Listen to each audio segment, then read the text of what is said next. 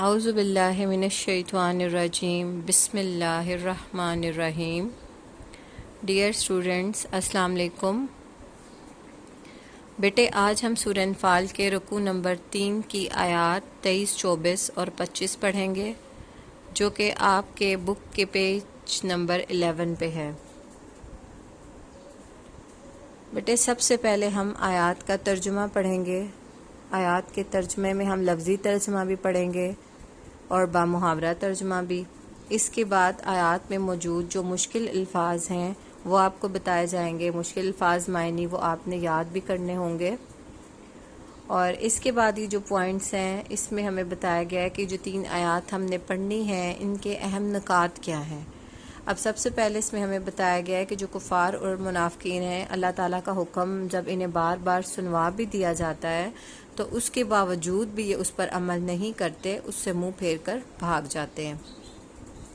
پھر ہمیں بتایا گیا ہے کہ ہر صورت میں ہم نے اللہ تعالیٰ اور اس کے رسول صلی اللہ علیہ وسلم کے حکم کو قبول کرنا ہے، کیونکہ اسی کو ہی قبول کرنے میں، اسی پر عمل کرنے میں ہماری دنیا اور آخرت دونوں کی کامیابی ہے. اس کے بعد جو ہے وہ ہمیں بتایا گیا ہے کہ اللہ تعالیٰ آدمی اور اس کے دل کے درمیان موجود ہوتا ہے، حائل ہوتا ہے. ہم کچھ بھی سوچ رہے ہوتے ہیں، کسی بھی چیز کے متعلق کوئی بھی ارادہ رکھتے ہیں تو اللہ تعالیٰ وہ سب کچھ جانتا ہے. اور اس کے بعد جو سب سے لاسٹ میں ہمیں بتایا گیا کہ اللہ تعالیٰ کی طرف سے کوئی بھی جو فتنہ یا عذاب نازل ہوتا ہے تو صرف وہ گناہ گاروں پر ہی نہیں ہوتا، بلکہ اس میں تمام کے تمام بے گناہ لوگ بھی جو ہیں وہ مارے جاتے ہیں. اس لیے ہمیں اللہ تعالیٰ کے اس فتنے سے، اس عذاب سے ڈرنا چاہیے اور برے کام نہیں کرنے چاہیے، نیک کام کرنے چاہیے، تاکہ اللہ تعالیٰ کی طرف سے جو عذاب آئے وہ اس کی پکڑ سے ہم بچ سکیں. ہم اتنے نیک عمل کریں، استغفار کریں کہ اللہ تعالیٰ ہم پر وہ عذاب نازل نہ فرمائیں. اب سب سے پہلے بیٹے ہم آیت نمبر 23 پڑھیں گے. بسم اللہ الرحمن الرحیم. وَلَوْ عَلِمَ اللَّهُ فِيهِمْ خَيْرًا لَأَسْمَعَهُمْ وَلَوْ أَسْمَعَهُمْ لَتَوَلَّوْا وَهُمْ مُعْرِضُونَ. وَلَوْ اور اگر، علمہ جانتا، فیہم ان میں، خیرن بھلائی، لا اسمعہم تو انہیں سنوا دیتا، لتولوا تو وہ پھر جاتے، وہم اور وہ، معرضون روگردانی کرنے والے. اب اس کا بامحاورہ ترجمہ ہے،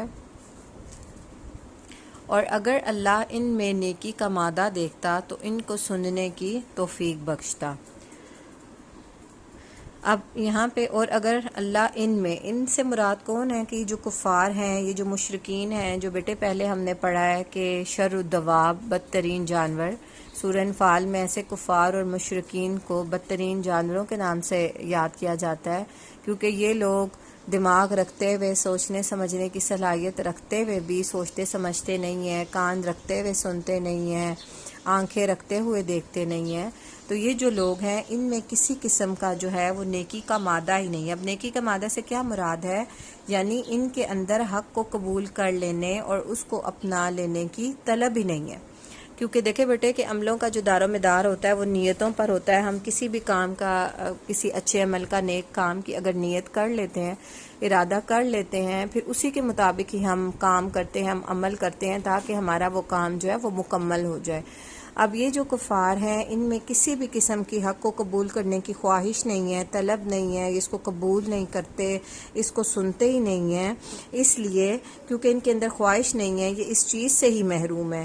نہ تو ان کو خواہش ہے کہ ہم اللہ اور اس کے رسول کا جو حکم ہے ہم اس کو سن لیں، تو جب دھیان سے سنتے ہی نہیں ہیں تو ظاہر ہے اس کے مطابق عمل بھی نہیں کر سکتے. تو ان کافروں کے متعلق ہمیں بتایا گیا ہے کہ اگر اللہ تعالیٰ ان کو بغیر صلاحیت و ہدایت کے سماعت دیتا تو وہ منہ پھیر کر بھاگ جاتے. یعنی یہ جو لوگ ہیں یہ کفار ہیں، اگر اللہ تعالیٰ ان کو زبردستی یہ حق بات سنوا بھی دیتے تو چونکہ ان کے اندر کسی قسم کی اس کی خواہش نہیں ہے، طلب نہیں ہے، تو اس لیے وہ بدستور ہمیشہ اس سے اعتراض ہی کریں گے، کبھی بھی وہ اس حکم کو مانیں گے نہیں، وہ ہمیشہ اس سے منہ پھیر کر اس حکم کو سنے بغیر، اس پر عمل کیے بغیر ہی بھاگ جائیں گے، یعنی جیسے ایک کان سے سننا اور اس چیز کو دوسرے کان سے نکال دینا۔ اب اگلی آیت ہے بیٹے، یا ایھا الذین آمنوا استجیبوا للہ وللرسول اذا دعاکم لما یحییکم واعلموا ان اللہ یحول بین المرء وقلبہ وانہ الیہ تحشرون۔ استجیبوا پکار کا جواب دو، اذا جب، دعاکم تمہیں پکارے، یحییکم تمہیں زندہ کرتا ہے، وَعَلَمُوا اور جان لو، یحول حائل ہوتا ہے، المرء آدمی کے، تحشرون تم جمع کیے جاؤ گے۔ اب یہ بیٹے اس کا بامحاورہ ترجمہ ہے، یہ اس کا لفظی ترجمہ ہے، یعنی ایک ایک لفظ کا لفظی ترجمہ ہے۔ اب ہم آگے یہ بامحاورہ ترجمہ اس کا کریں گے۔ اے ایمان والو، اللہ اور اس کے رسول صلی اللہ علیہ وسلم کا حکم قبول کرو، جبکہ رسول اللہ صلی اللہ علیہ وسلم تمہیں ایسے کام کے لیے بلاتے ہیں جو تم کو زندگی بخشتا ہے۔ اب بیٹے یہاں پہ اہل ایمان والوں کو مخاطب کر کے کہا گیا ہے کہ ہر صورت میں ہم نے اللہ تعالیٰ اور اس کے رسول صلی اللہ علیہ وسلم کا حکم قبول کرنا ہے، کیونکہ رسول خدا صلی اللہ علیہ وسلم ہمیں ایسے ہی حکم دیتے ہیں، ایسے ہی حکم کے متعلق بتاتے ہیں جو ہمیں زندگی بخشتا ہے، جس میں ہمارے دین و دنیا دونوں کی بھلائی ہوتی ہے۔ اب یہاں پہ بعض علماء کرام نے اس سے مراد جہاد بھی لیا ہے کہ اسی جہاد کے طرف نبی پاک صلی اللہ علیہ وسلم نے ہمیں بلایا ہے کہ جس میں ہماری دنیا میں زندگی کا سامان ہے، یعنی ہماری کامیابی ہے کہ کس طرح سے ہم نے اللہ کی راہ میں لڑنا ہے، کافروں کا مقابلہ کرنا ہے، تو اسی میں ہماری بھلائی ہے۔ لیکن اس کے دوسرا مفہوم یہ بھی بنتا ہے کہ دیکھیں کہ اس میں وہ تمام کے تمام اوامر و نواہی ہیں، یعنی وہ تمام کے تمام احکام شرعیہ مراد لیے جا سکتے ہیں کہ جن کا اللہ تعالیٰ نے ہمیں جن کو کرنے سے روکا ہے اس سے ہم رک جائیں، جو کام کرنے کا ہمیں حکم دیا ہے اس کو ہم اگر کر لیتے ہیں تو ہم اس میں دنیا اور آخرت دونوں میں کامیاب ہو جاتے ہیں۔ اس لیے ہمیں جن کاموں کو نبی پاک صلی اللہ علیہ وسلم نے حکم دیا ہے اس کو ہم نے سچے دل سے ماننا ہے، اسی پر عمل کرنا ہے، اسی میں ہماری دین و دنیا دونوں کی بھلائی ہے۔ اب اس کے بعد ہے بیٹے، اور جان رکھو کہ اللہ تعالیٰ آدمی اور اس کے دل کے درمیان حائل ہو جاتا ہے۔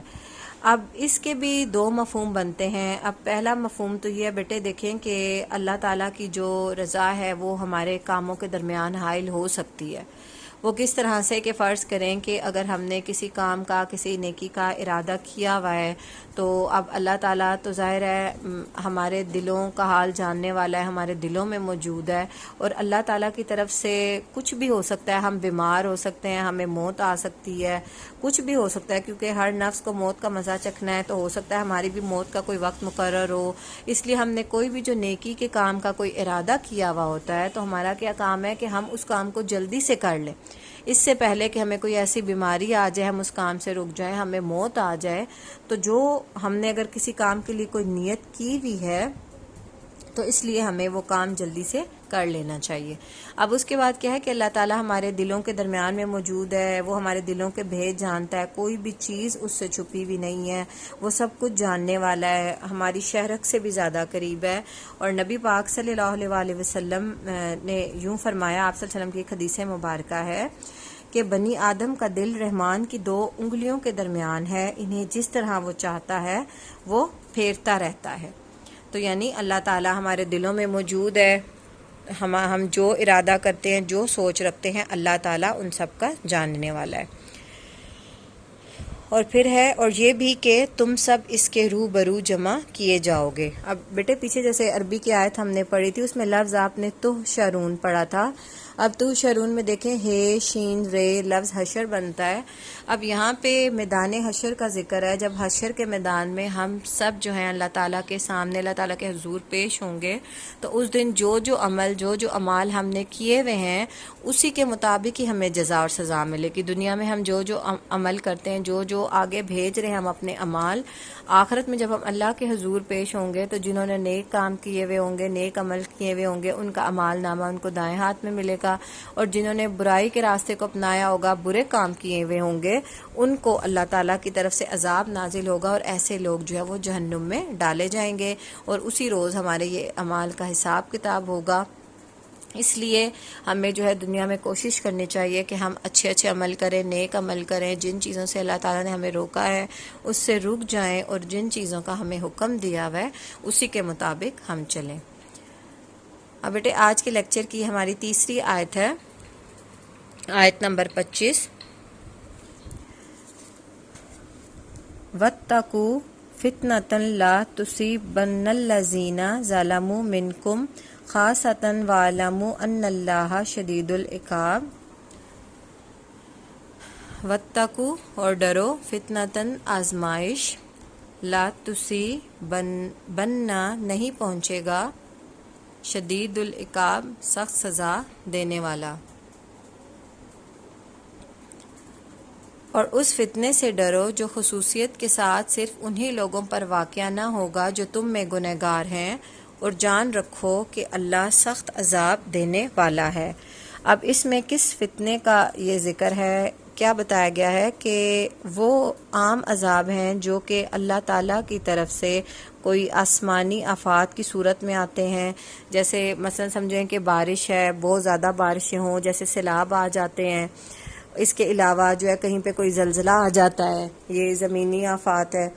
تو یہ جو ہے ہمارے اپنے گناہ ہوتے ہیں کہ جن کی سزا اللہ تعالیٰ ہمیں دیتے ہیں، یا اللہ تعالیٰ کی طرف سے ہم پہ کوئی بھی عذاب نازل ہوتا ہے.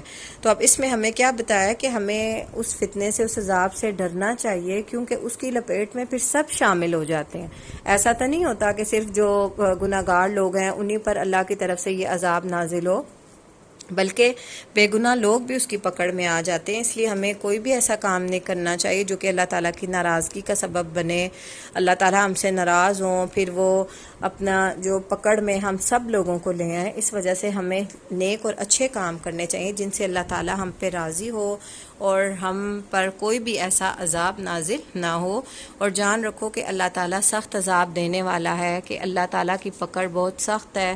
جب ہم اللہ تعالیٰ ہمیں موقع دیتے رہتے ہیں دنیا میں کہ ہم شاید ہو سکتا ہے اپنے گناہوں کو چھوڑ دیں. ایک دفعہ ہم غلطی کرتے ہیں، معافی مانگتے ہیں، اللہ تعالیٰ ہمیں معاف کر دیتے ہیں. ہم دوسری مرتبہ غلطی کرتے ہیں، اس طرح ہم غلطیاں کرتے رہتے ہیں، اللہ تعالیٰ ہمیں معاف کرتے رہتے ہیں. لیکن جب ایک انسان کے گناہ ایک حد تک پہنچ جائیں، پھر مرنے سے پہلے تک تو ہمیں معافی مل جاتی ہے، اور مرنے سے پہلے تک ہم نے اپنے گناہوں کی اگر معافی نہیں مانگی ہوئی ہوتی تو پھر جو آخرت میں اللہ تعالیٰ کا عذاب ہے، اللہ تعالیٰ کی جو پکڑ ہے وہ بہت سخت ہے. اس لیے ہمیں تمام برے کاموں سے بچنے چاہیے اور نیک عمل جو ہیں وہ کرنے چاہیے. اچھا بیٹے، ابھی ہم نے یہ تینوں آیات پڑھی، ان کا لفظی ترجمہ بھی آپ نے دیکھا ہے، بامحاورہ ترجمہ بھی سنا ہے، اس کو سمجھا ہے.